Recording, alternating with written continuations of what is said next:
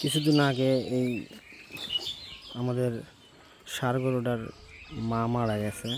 দুধ দিচ্ছিল সেটা 8-9 লিটার করে। গত বছর একটা মারা গেছে, এই বছর একটা গরু মারা গেছে, এখন শুধু আছে এইটা। এই গরুর ফার্মের পানি খাওয়ার পাত্র বানানোর জন্য যে চারিগুলো আনা হয়েছে সেটা রাখছে এখানে। তো আমাদের ফার্মের কাজ মোটামুটি 80% শেষ। আমরা এখন ওই প্লাস্টারের কাজ চলতেছে। গত বছর যে গরুটা মারা গেছিলো সেটা ওখানে পুঁতে রাখা হয়েছিল, আর এবারটাই যে এখানে পুঁতে রাখা হয়েছে। যে অলরেডি মাটি ফেটে গেছে, ফুলে উঠছে।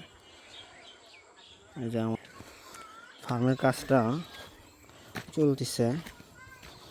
তো এই পাশে আমরা কলম দিয়ে করে নিছি, কারণ হচ্ছে যে এই পাশে যেহেতু একটা পুকুর আছে, ফেটে যাওয়া ভেঙে যাওয়ার সম্ভাবনা আছে, যার কারণে আমরা কলম দিয়ে করে নিচ্ছি। আপনারা চাইলে যেগুলো আপনাদের সদর মাটি সেখানে আপনারা এই কলমটা দরকার না, আপনারা যদি পারেন খুঁটি দিয়ে করে নিতে পারেন। আপনারা দেখতে পাচ্ছেন যে এখানে আমাদের পুকুর থাকার কারণে আমরা এখানে একটা ফেটে যাওয়ার সম্ভাবনা থাকবে, যার কারণে আমরা কলম দিয়ে নিচ্ছি। এটা আমাদের যে বায়োগ্যাস প্ল্যান্টের যেটা গোবর বের হবে সেটা আর কি। আমাদের অনেক মাটি কাটতে হয়েছে, কারণ এটা অনেক নিচু ছিল। হ্যাঁ, তো অনেক বালি কাটছে, আরও কাটতে হবে। তো আমাদের কাজ শেষ না হওয়া পর্যন্ত বালি কেটে পরে আমাদের কাছে অনেক মালামাল ঢোকাতে পারবো না, এই জন্য আমরা মাটিটা আপাতত কাটতেছি না। এই যে আমাদের গোয়াল ঘরের চারিগুলো বসানো হয়েছে। হ্যাঁ, এই আসিয়া কি হয়েছে?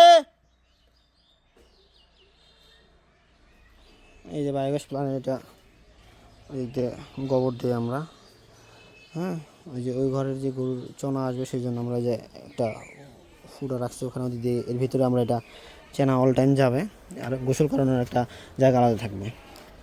এই যে আপনারা দেখতে পাচ্ছেন যে আমরা একটা গরুর জন্য দুইটা, একটা চারি, এই যে পানি খাওয়ার চারি, আর একটা হচ্ছে যে এই যে আপনার খড় টর দেওয়ার জন্য জায়গা রাখছি আর কি।